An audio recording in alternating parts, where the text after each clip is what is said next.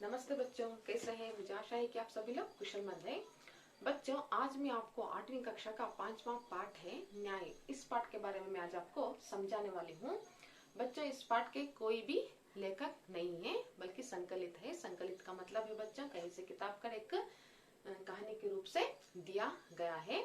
बच्चों, इस न्याय पाठ का आशय यही है कि ये कथा संग्रह बच्चों अरेबियन नाइट्स की एक कथा पर है। कथा पर आधारित यह सूचक कहानी न्याय और बुद्धिबल की एक झलक देखने को मिलती है। बच्चों, इस कथा संग्रह अरेबियन नाइट्स की एक कथा है। बच्चों, इस कथा में हम बुद्धिबल और न्याय की एक झलक देखने के लिए हमको मिलता है।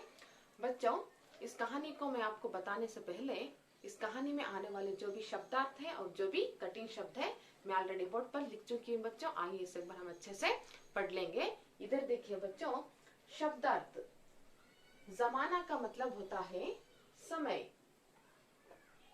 मोहर का मतलब होता है सिक्का।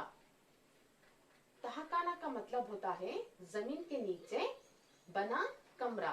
तहखाना का मतलब है बच्चों जमीन के नीचे बना कमरा। दावत का मतलब है बच्चों भोजन का निमंत्रण। दावत का मतलब है बच्चों भोजन का निमंत्रण। बीवी का मतलब है बच्चों पत्नी। बीवी का मतलब है बच्चों पत्नी। अदालत का मतलब है बच्चों न्यायालय। अदालत का मतलब है बच्चों न्यायालय। सबूत का मतलब है बच्चों साक्षी। सबूत का मतलब है बच्चों साक्षी। अपील का मतलब है बच्चों प्रार्थना। अपील का मतलब प्रार्थना। बच्चों, ये था इस पाठ में आने वाले शब्दार्थ। अब आगे आइए बच्चों, इस पाठ में आने वाले कठिन शब्द में बोर्ड पर लिख चुकी हूँ बच्चों, इसे भी हम एक बार अच्छे से पढ़ लेंगे। इधर देखिए, कठिन शब्द व्यापारी, अली ख्वाजा, निश्चय, मक्का शरीफ, मोहरे, पड़ोस, वाजिद, बाजार, तहखाने, 1000 सोने के सिक्के।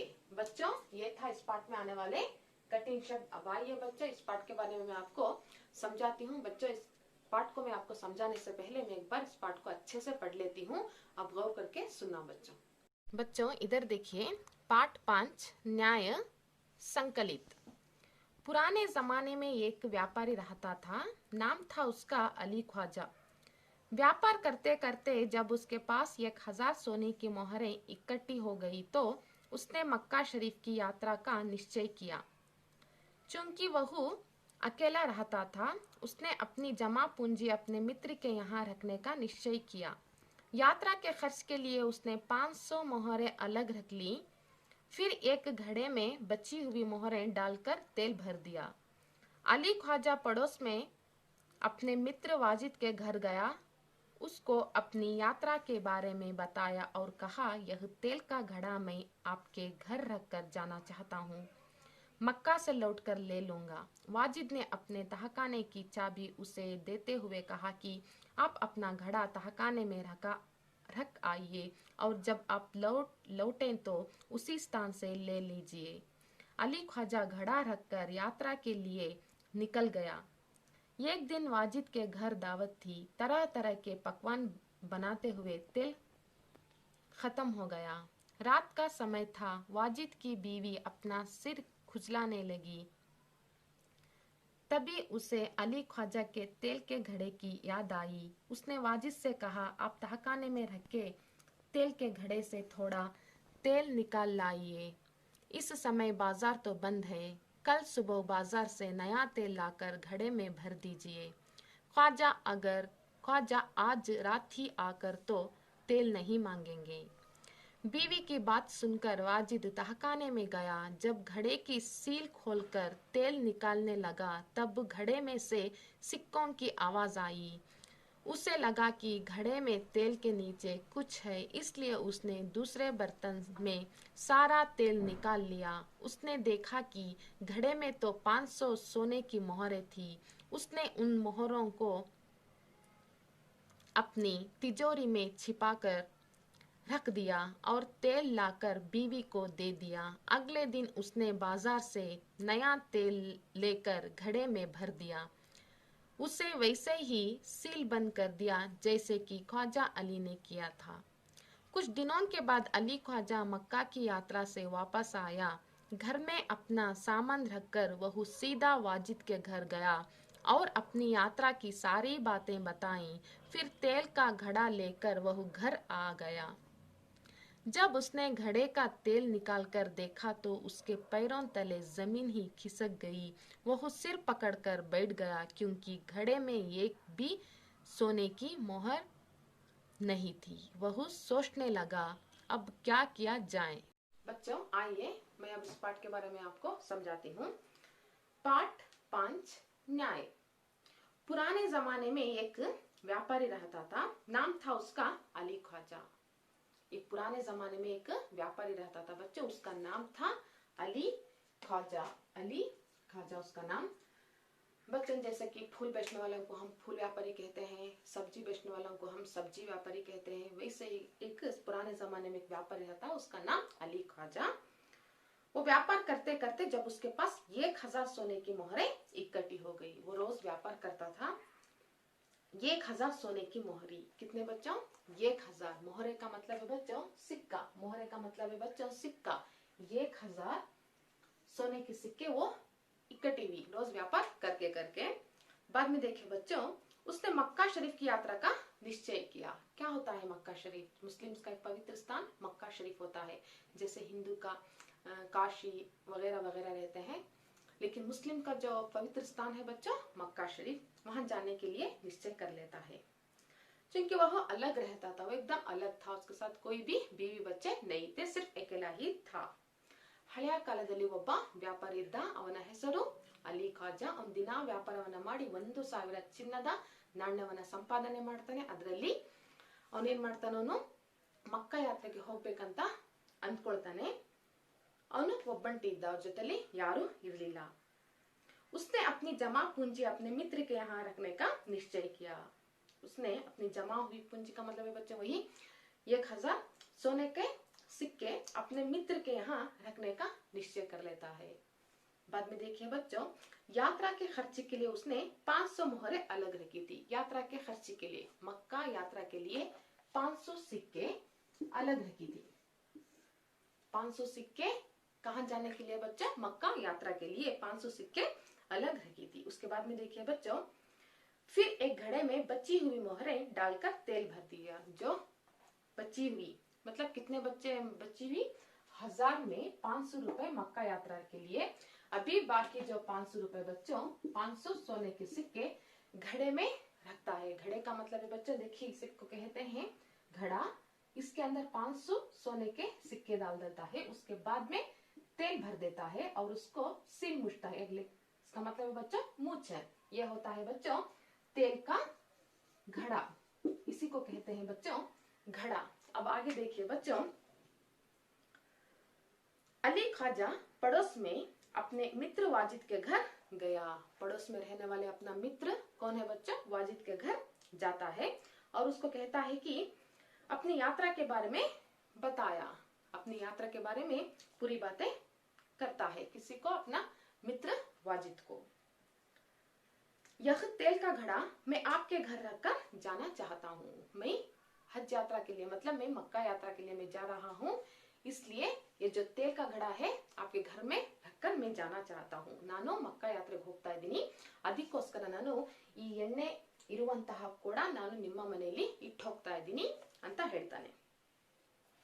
बाद में देखिए बच्चों,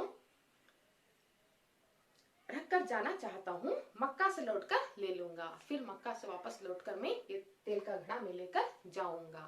बाद में वाजिद ने अपने तहखाने की चाबी उसे देते हुए कहा कि आप अपना घड़ा तहखाने में रख आइए. क्या होता है तहखाने का मतलब? बच्चों इधर देखिए मैं लिखी हूँ, तहखाना का मतलब होता है बच्चों जमीन के नीचे बना कमरा. जमीन के नीचे अंडरग्राउंड में एक कमरा बना था बच्चों, उसी को कहते हैं तहखाने में रखा आइए करके वाजिद अली ख्वाजा को कहते हैं चाबी देते हुए. बाद में देखिए बच्चों, और जब आप लौटे तो उसी स्थान से ले जाइए. जब हज यात्रा से आप वापस आते हैं ना, तब उसी स्थान से आप ये तेल का घड़ा है, आप वापस ले सकते हैं करके वाजिद अली ख्वाजा को कहता है।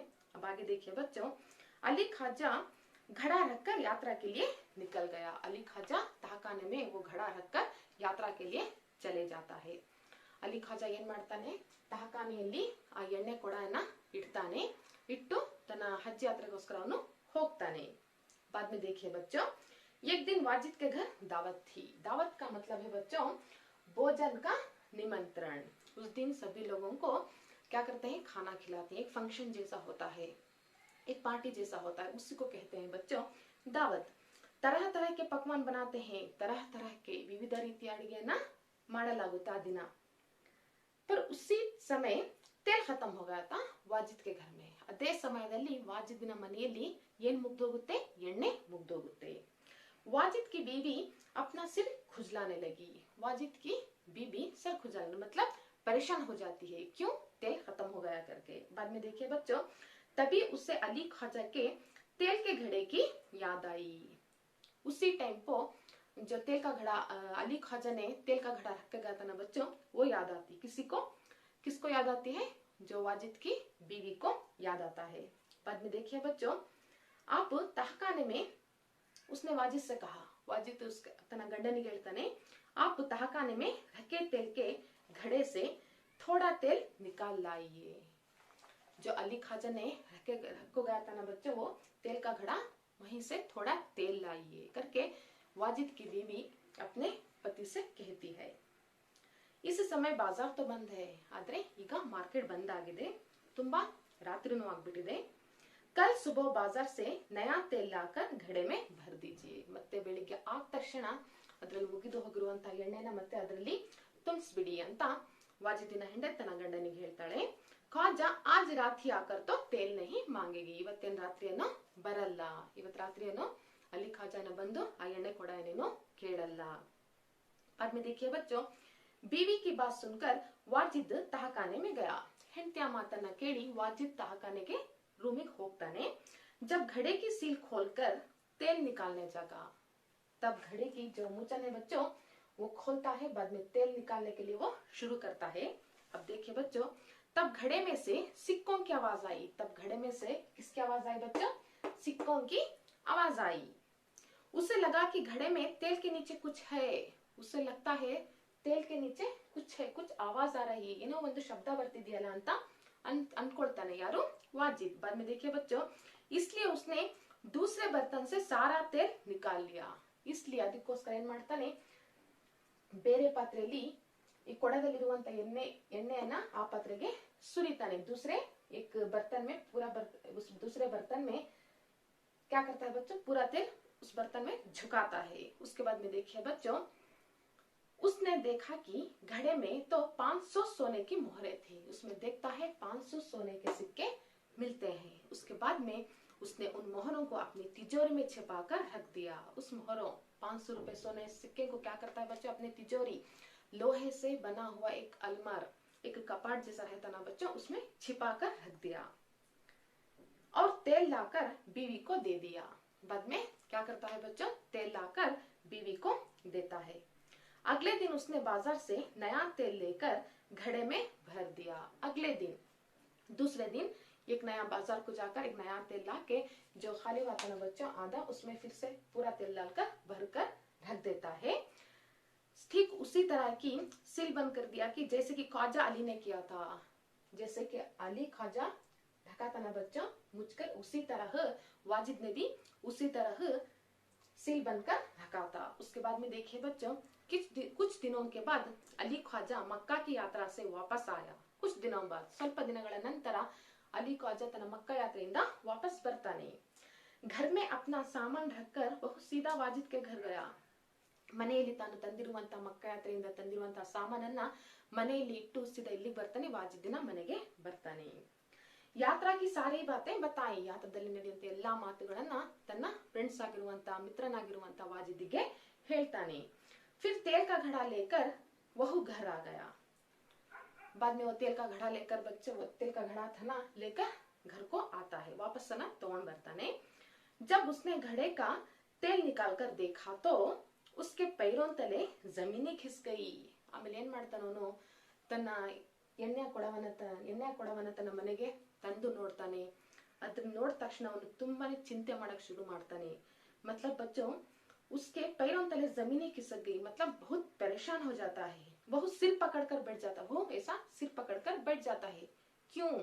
क्योंकि घड़े में एक भी सोने की मोहरे नहीं थे, क्योंकि घड़े में एक भी सोने के मोहरे नहीं थे, सिर्फ तेल ही था। सिर्फ क्या था बच्चों? सिर्फ तेल ही था, इसलिए वो परेशान हो जाता है। वह सोचने लगा अब क्या किया जाए, वह सोचने लगता है अब क्या किया जाए।